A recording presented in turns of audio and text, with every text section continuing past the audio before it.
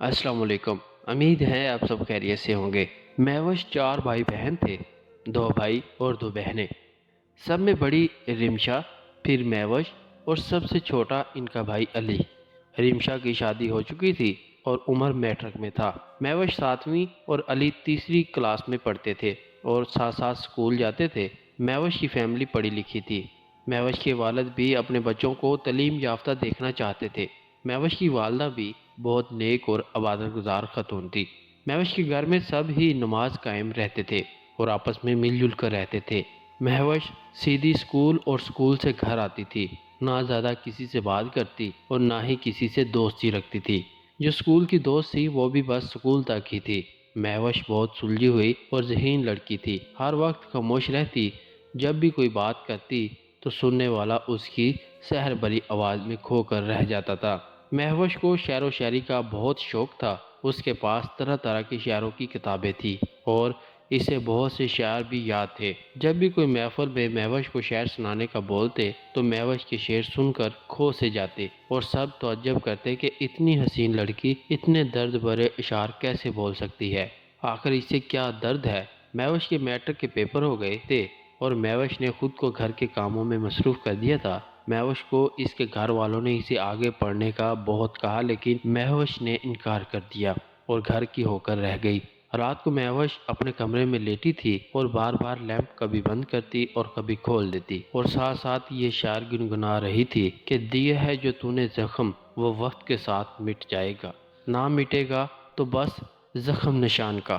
خوشی ہے ہم کو کہ نشان بھی تمہاری یاد دلائے گا، ارے آج اتنی دیر ہو گئی ہے کہ مہوش نہیں اٹھی۔ سمینہ بیگم بولتی ہوئی مہوش کے کمرے میں پہنچی تو کمرے میں پہنچتے ہی سمینہ بیگم کی چیخ نکل گئی، یا اللہ یہ کیا ہو گیا ہے؟ مہوش، مہوش میری بچی، یہ تم نے کیا کر دیا ہے؟ کیا غم تھا تجھے؟ ہمیں تو بتایا ہوگا نا۔ ناصر علی بھی کمرے میں پہنچ چکا تھا اور سمینہ بیگم ناصر کو جھنجھوڑ کر بولی۔ ناصر اور سمینہ اپنی ہی بیٹی مہوش کے مردہ جسم سے لپٹ کر رو رہے تھے۔ سمینہ بیگم تو روتے روتے بے ہوش ہو چکی تھی۔ مہوش کے دونوں ہاتھوں کی کلائیوں کی نسیں کٹی ہوئی تھی اور پورے بیڈ پر سفید چادر خون سے رنگین ہوئی تھی۔ پاس ہی ایک خنجر پڑا ہوا تھا جس پر چند اشعار لکھے ہوئے تھے۔ لکھ لکھ کر تیرا نام مٹاتی رہی ہوں میں، کچھ اس طرح سے تجھ کو بلاتی رہی ہوں میں، دشمن تو میرے پاس سے گزرا نہیں کبھی، یہ زخم دوستوں سے کھاتی رہی ہوں میں۔ لیٹنے کے بعد مجھ پر یہ احساس ہو گیا، لوٹا اسی نے جس کو بچاتی رہی ہوں میں۔ جب مجھ کو یہ پتا تھا کہ وہ میرا ہی نہیں ہے، اس کی گلی میں کس لیے جاتی رہی ہوں میں۔ جانے دو کس کے خوابوں کی تعبیر ہو گیا، آنکھوں میں جس کے خواب سجاتی رہی ہوں میں۔ میں بھی کس قدر سادہ مزاج ہوں، ایک بے وفا کو اپنا بناتی رہی ہوں میں۔ پورے گھر میں کہرام مچ گیا تھا۔ رمشا اور اس کا چچا زاد کزن جو کہ رمشا کا شوہر تھا وہ بھی آ گیا۔ باقی مہمان رشتہ دار سبھی آ گئے تھے، حیرت کے عالم میں تھے کہ مہوش نے خودکشی کیوں کی۔ وہ تو بہت نیک لڑکی تھی، کسی سے فضول دوستی نہیں تھی، اور پھر آخر مہوش نے خودکشی کی تو کیوں کی؟ سارے لوگ چلے گئے۔ دوسرے دن قرآن خوانی ہو رہی تھی، کوئی آ رہا تھا کوئی جا رہا تھا۔ رمشا اور سمینہ بیگم تو سکتے میں عالم میں تھے۔ دونوں بھائی بھی غم سے نڈال تھے، اپنی جوان بہن کو کندھے دے کر آئے تھے۔ وہ بہن جس نے کوئی غلط کام نہیں کیا تھا اور آج خاندان میں طرح طرح کے سوال رکھ گئی تھی۔ کیا ہوا، تم یہاں اکیلے چھت پر کیوں بیٹھے ہو؟ رمشا نے اپنے شوہر فراز سے پوچھا جو کافی دیر سے چھت پر بیٹھا ہوا تھا۔ کچھ نہیں، بس سر میں درد ہو رہا تھا اس لیے یہاں چلا آیا۔ فراز نے ہونٹ بھینچتے ہوئے کہا، چلو نیچے آ جاؤ، وہاں کہیں بیٹھ جانا، یہاں تو بہت سردی ہے۔ رمشا نے کہا۔ فراز نے کہا، نہیں میں یہیں پر ٹھیک ہوں، چلو پلیز ضد نہیں کرو۔ رمشا نے کہا، اوکے چلو۔ فراز رمشا کے ساتھ چلنے لگا، تو مہوش کے کمرے میں چلے جاؤ، وہاں کوئی نہیں ہے۔ فراز جی، رمشا نے دکھ بھرے لہجے میں کہا، پلیز رمشا اپنے آپ کو سنبھالو، جانے والوں کے ساتھ جایا نہیں جاتا، اب ہم سب کو مہوش کے بنا رہنا ہوگا۔ فراز رمشا کے آنسو صاف کرتے ہوئے بولا۔ رمشا جب کچھ سنبھل گئی تو بولی، تم یہاں رکو، میں چائے بنا کر لاتی ہوں۔ نہیں رمشا، میں بس تھوڑا سا آرام کر لوں، ٹھیک ہو جاؤں گا اور سر درد اوکے ہو جائے گا، کسی چیز کی ضرورت ہوئی تو مجھے بلا لینا، رمشا نے جاتے ہوئے کہا۔ فراز کمرے میں اکیلا تھا اور مہوش کے بیڈ پر بیٹھا ہوا تھا اور کمرے کا بغور جائزہ لینے لگا۔ فراز یہ سوچ سوچ کر حیران ہو رہا تھا کہ کمرے میں رنگ برنگے پھولوں کا گلدستہ بھی اس کی پسند کا تھا۔ فراز سوچنے لگا کیا مہوش کی پسند مجھ سے اتنی ملتی جلتی ہے کہ اس طرح کی چیزیں سب میری پسند کی تھی۔ فراز یہ سوچنے لگا کہ یہ کمرہ تو میرا ہے۔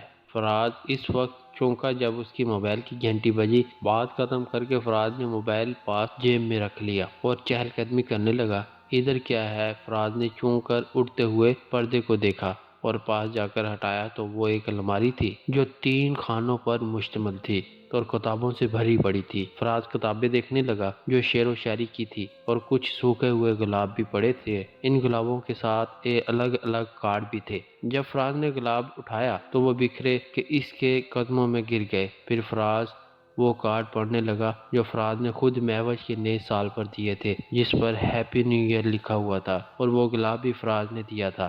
صرف سوچنے لگا کہ مہوش نے کارڈ، گلاب اور جو گفٹ دیے تھے وہ ابھی تک ویسے کے ویسے ہی تھے اور اتنے سنبھال کے رکھے ہوئے تھے کہ فراز ادھر ادھر دیکھنے لگا۔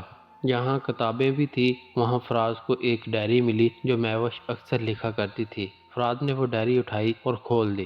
پہلے ہی ورق پر ایم اور ایف لکھا ہوا تھا۔ سفید اوراق سے فراز نے دوسرا پرچہ الٹا تو یہ غزل لکھی ہوئی تھی: پتھر کے جگر والوں غم میں داروانی ہے، خود راہ بنا لے گا بہتا ہوا پانی ہے، پھولوں میں غزل رکھنا یہ رات کی رانی ہے، اس میں تیری زلفوں کے بے ربط کہانی ہے، ایک ذہن پریشان میں وہ پھول سا چہرہ ہے، پتھر کی حفاظت میں شیشے کی جوانی ہے، کیوں چاندنی راتوں میں دریا پہ نہاتے ہو، سوئے ہوئے پانی میں کیا آگ لگانی ہے، اس حوصلہ دل پہ ہم نے کفن پہنا، ہنس کر کوئی پوچھے گا کیا جان گنوانی ہے، رونے کا اثر دل پر رہ رہ کے بدلتا ہے، آنسو کبھی شیشہ ہے، آنسو کبھی پانی ہے، یہ شبنمی لہجہ ہے، آہستہ غزل پڑھنا، تتلی کی کہانی ہے، پھولوں کی زبانی ہے۔ آج میں بہت خوش ہوں کیونکہ آج میں پرائمری میں فرسٹ آئی ہوں۔ امی نے مجھے بہت سارا پیار کیا اور بھائی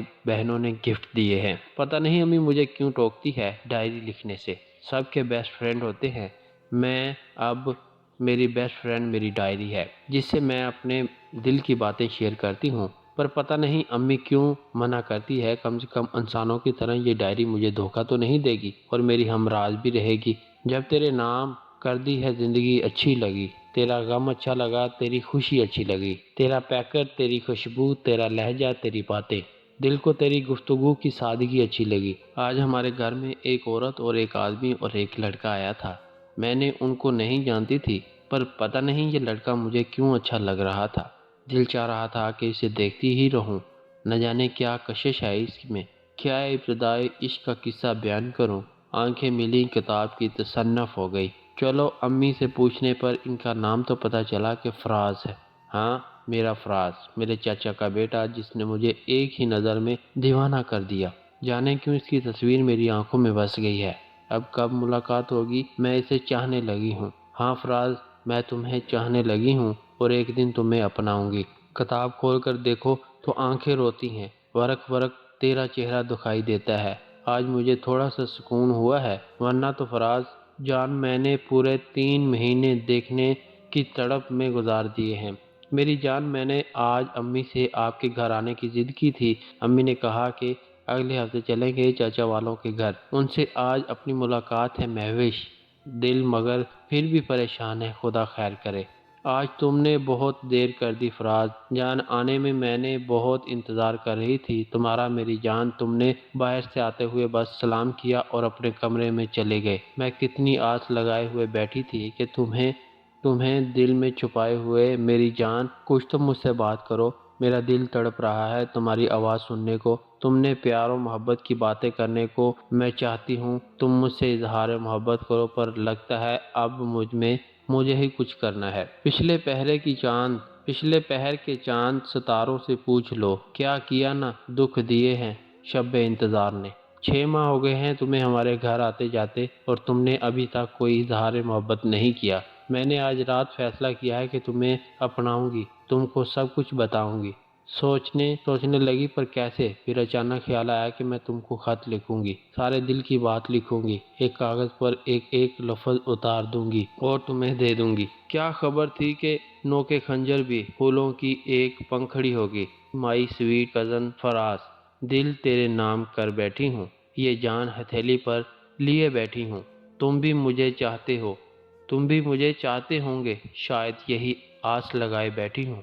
میری جان، میں تم سے بہت پیار محبت کرنے لگی ہوں، میری محبت کو نہ ٹھکرانا، ورنہ میں بکھر جاؤں گی بن تمہارے۔ کدھر جاؤں گی؟ اپنا بنا لینا مجھے، ورنہ میں مر جاؤں گی، تمہاری صرف تمہاری مہوش۔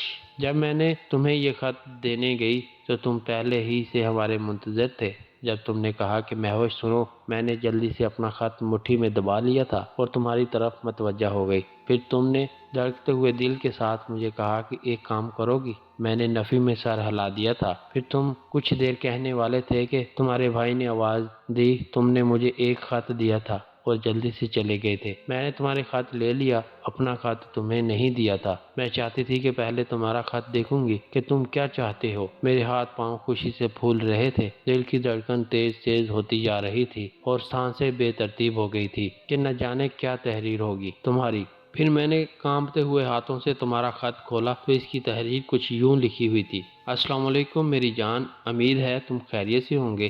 جب سے تمہیں دیکھا ہے بس تمہاری ہی دیوانہ ہو گیا ہوں۔ میں نہیں جانتا کہ محبت کیا ہوتی ہے، پر جب سے تمہیں دیکھا ہے مجھے محبت ہو گئی ہے تم سے۔ شادی کرنا چاہتا ہوں، کیا تم راضی ہو؟ میری جان رمشا، فقط تمہارا فراز۔ جب میں نے یہ خط پڑھا تو میرے پیروں تلے سے زمین نکل گئی۔ میں نے زندگی میں پہلی بار کو چاہا، کسی کو اپنا بنانے کا سوچا، اور وہی میری بہن کے عشق میں گرفتار ہے۔ ایک طرف میری بہن کی زندگی کا سوال ہے اور دوسری طرف میں چاہ کر بھی تمہیں اپنا نہیں بنا سکتی اور تمہیں بھول بھی نہیں سکتی تھی، اس لیے میں چپ ہو گئی، اپنی محبت کو دل میں ہی چھپا لیا، اپنے کزن اور بہن کے لیے اپنی محبت کو قربانی دے دی۔ آخرکار وہ دن بھی آ گیا جب تم نے فراز اپنے والدین کو میری بہن کے رشتے کے لیے بھیجا تھا اور سبھی بڑوں کی رضامندی سے شادی کی تاریخ رکھ دی گئی تھی۔ گھر میں شادی کی تیاریاں جاری تھی اور میری حالت ایسی تھی کہ جیسے بن پانی کے مچھلی تڑپتی ہے اور چاہ کر بھی اپنی جان نہیں بچا پاتی۔ شادی ختم ہو گئی، میں نے جس کے سپنے دیکھے تھے وہ میری بہن کے ہو چکے تھے۔ میری زندگی نہ رہی تھی، میں ایک زندہ لاش بن کر رہ گئی تھی، اندر ہی اندر سے کھوکھلی ہوئے جا رہی تھی۔ تمہارے غم مجھے دھمک کی طرح چاٹ رہے تھے، نہ خوش رہ پا رہی تھی نہ گھر والوں کو خوش کر رہی تھی۔ پھر آخرکار میں نے فیصلہ کر لیا کہ اب اپنی سانسوں کو ڈور توڑ دوں گی۔